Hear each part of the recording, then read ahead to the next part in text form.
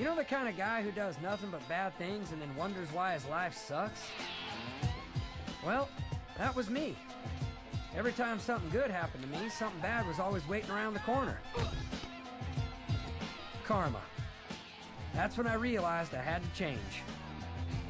So I made a list of everything bad I've ever done, and one by one I'm going to make up for all my mistakes. I'm just trying to be a better person. My name is Earl. We set the alarm, but today was our first day of work. Rise and shine, hands off mine, Randy, hands off mine. Do you remember the feeling of first stepping into the world of My Name is Earl? The day NBC decided to go big, betting on a wildly eccentric sitcom about a mustachioed loser with a beat-up car, and an absolute conviction the universe was punishing him, and his only way to survive was to right his wrongs and become a good person.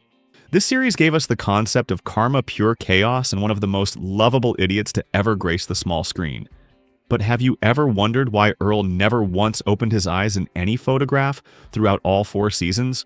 Or how Joy, his ex-wife, was so explosively vibrant and fiercely unique in real life that the crew actually had to rewrite the script? And here's the biggest shocker. My Name is Earl was supposed to have a completely different ending.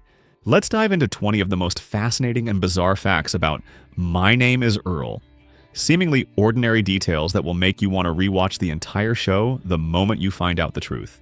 20. Jason Lee, from skateboarding legend to Earl Hickey. When My Name is Earl first hit the airwaves, Jason Lee didn't just play Earl. He was Earl, a mustache-heavy, faded flannel-wearing guy with a slouching gait who always seemed half a beat behind the rest of the world. Earl didn't feel like a manufactured character. He felt like a real person who had accidentally stumbled onto a television set. That authenticity was no fluke. Long before stepping into the shoes of Earl Hickey, Jason Lee lived a completely different life on the asphalt. He was a professional skateboarder and the co-founder of Stereo Skateboards, a raw, freewheeling icon of 1990s street skate culture. When he took the role, Lee didn't force a performance. Instead, he seamlessly infused the character with the effortless nonchalance, the wandering gaze, and the slightly off-kilter stance of the skate world. Earl Hickey wasn't engineered on a Hollywood backlot. He was forged from Jason Lee's own years of tearing up the streets. 19. Earl's iconic mustache was almost shaved from the script. When you think of Earl Hickey, his thick, bushy mustache pops into mind long before the El Camino or his karma list. Yet this defining feature almost never made it to the screen. Jason Lee was initially dead set against the look. Coming from a street skate culture that despised conformity, he worried the mustache would reduce Earl to a visual gag, a shallow caricature that relied on cheap instant laughs and would pigeonhole him for the rest of his career. The producers, however, saw it differently. In a saturated sitcom market, they needed an instant visual cue. They wanted audiences to recognize Earl at a single glance before he even uttered a line of dialogue. Ultimately, Lee compromised and a beautiful paradox occurred. The mustache didn't swallow the character. It defined him. It grounded Earl, making him feel authentic, clumsy, stubborn, and deeply endearing. Earl had to work tirelessly to change for the better, but his mustache, it was already as perfect as it could get. 18. The name Earl was born from a handwriting mishap. The name Earl sounds both absurd and oddly perfect for a down-on-his-luck guy who believes in karma. It isn't grand or cool, it sounds like it was custom-made for a life of constant trouble and blunders. Yet Earl was never destined to carry that name. He was supposed to be named Carl after his father, a perfectly ordinary, safe name. But because of a tiny handwriting slip-up on his birth certificate where a C looked a little too much like an E, his life took a sudden detour. No tragic accident, no ancient curse. Everything changed because of a single stray stroke of a pen. Carl vanished and Earl was born. This detail highlights an ironic truth. A life doesn't just unravel because of major decisions. Sometimes fate is shaped by the minor, messy mistakes that no one bothers to correct. And for Earl, karma seemed to catch up with him, starting with his very name. 17. The lottery concept began with a lost ticket. We've all had that moment where we drop something small and suddenly think, what if that was incredibly important? For series creator Greg Garcia, the core premise of the show was born from that exact experience of losing a real-life lottery ticket. At the time, Garcia had no idea whether his ticket was a winner or a dud. That agonizing uncertainty sparked a deeply relatable question. What if fate handed you a life-changing opportunity only to snatch it away a second later? From that single question, Earl Hickey took shape. A lowlife who suddenly hits the jackpot only to get hit by a car at the absolute peak of his glory. It was the universe's blunt way of saying, you haven't earned this luck yet. When Garcia pitched the concept to NBC network executives, almost passed on it. A sitcom about a deadbeat who wins the lottery and goes around doing good deeds sounded far too bizarre and risky for the television landscape at the time. But Garcia dug his heels in. Because to him, the lottery ticket wasn't merely about the money. It was fate printed on a slip of paper and the ultimate catalyst for Earl's entire karmic journey. 16. Joy Turner was almost just a background character. Do you remember the feeling every time Joy Turner appeared on screen? She didn't even have to say a word, the room would tense up. The sharp voice, the eyes ready for a fight, and the unmistakable sense that things were about to go off the rails. But few people know that Joy was never meant to be that way. In the original draft, Joy was merely Earl's annoying ex-wife, a supporting role meant to create conflict, and then disappear. A true background character. If everything had gone according to plan, you might have forgotten her after just a few episodes. Then Jaime Pressly walked in, and everything changed. Pressly played Joy with such ferocious energy that she couldn't be ignored. Aggressive yet rhythmic, foolish yet dangerous. The writers quickly realized they could no longer confine Joy to a minor role. So the script had to be rewritten. Joy evolved from a background character into the chaotic detonator of Camden County, a force that My Name Is Earl could not exist without. Joy wasn't created to pass through, she stayed and took over the role. 15. Earl never opens his eyes in any photograph. Have you ever noticed this Earl's driver's license, family photos, mugshots? In every single one of them, Earl has his eyes closed. Back then, it was easy to dismiss it as a silly joke, a visual running gag for laughs. But in truth, it was a very subtle reference. My Name is Earl was tipping its hat to Forrest Gump 1994, where Forrest also never opened his eyes in any photograph. Two characters who seem very different yet are strangely alike. Both are carried along by fate. Both live decently by instinct. And both never truly see the full picture of their own lives until everything has already gone too far. It's the kind of detail you can't catch when you're young. Only when you rewatch it do you understand sometimes a film isn't hiding its secrets. It's just that we don't yet have enough life experience to see them. 14. Camden County doesn't exist on any map. Back when I was watching My Name is Earl, I remember feeling a strange curiosity about Camden County. A town that appears in every episode, familiar enough that you believe it's real, yet vague enough that you can't quite place it anywhere. At first, I thought it must be somewhere in New Jersey. Then watching more closely the slow pace of life, the roadside diners, the rough-edged people, I thought, no, it looks more like the South. But the longer I watched, the clearer it became. Camden refused to settle on any map. And it turns out that was intentional. Greg Garcia deliberately created a town that belonged to no specific state. Camden was stitched together from many places, many memories, many everyday experiences to become somewhere that feels familiar to everyone. A town you could call home no matter where you grew up. Camden County doesn't need to exist in real life.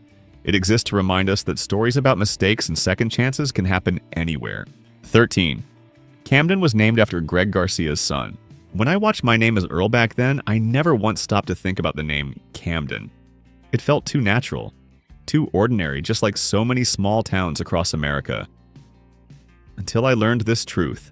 Camden wasn't a random name. Greg Garcia named it after his own son. Once you know that the entire town takes on another layer of meaning. Every Welcome to Camden County sign every time Earl drives down a familiar road is actually a quiet tribute from a father to his child. Garcia placed his son's name into a world where mistakes aren't the end, where everyone has a chance to make things right, start over, and be forgiven. It's not a glamorous or grand city. Camden is small, clumsy, full of trouble, but warm enough to believe that people can become better. And perhaps that is the legacy Garcia wanted to leave behind, a fictional space that holds a very real faith in second chances. Camden isn't just Earl's setting. It's a father's gift sent into television. 12. Greg Garcia doesn't believe in karma. When you watch My Name is Earl, did you believe in karma in that simple way like I did? Do bad things and bad luck follows? Do good things and you'll be rewarded. It sounds like a moral lesson for a bedtime story. But ironically, the creator of the show doesn't believe in karma at all. Greg Garcia admitted that karma was originally just a comedic device, a convenient excuse to push Earl from one mess into another. No philosophy, no moral preaching, just comedy. Then the audience did something Garcia never expected. They believed it for real. People wrote letters, made lists, fixed mistakes in their own lives, started trying to live better simply because of a sitcom. And so karma evolved from a joke into a belief. Not because the writer intended it that way, but because the audience needed a reason to believe that doing good still matters. 11. Kentucky has palm trees. I remember the first time I noticed this detail, it was during an HD rewatch. Before that, on an old TV, everything was blurry enough for your brain to quietly patch over the inconsistencies. But then suddenly, something felt off. In the crab shack, in the photos on the wall, even in the opening credits. Palm trees? The problem is this Camden County is supposed to be in Kentucky, and Kentucky doesn't have palm trees. The climate doesn't allow it. Geography rejects it. Logic objects. So is this a continuity error? A misplaced prop? Or an intentional joke? My Name is Earl exists in a world where karma can be measured, where Randy can accidentally become a genius, where fate enjoys playing tricks. In a world like that, Kentucky having palm trees suddenly doesn't feel so absurd. Maybe Camden was never meant to follow the rules of the real world at all. 10. Earl's El Camino is a Frankenstein car. There's something strange about this back then when I watched My Name is Earl. Casually, I barely remembered the El Camino at all.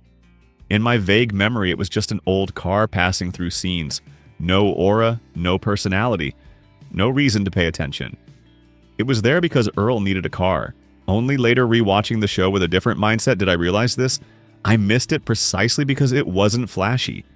That El Camino wasn't a proper car. The body was a 1973 El Camino. The doors were from a 1977 model.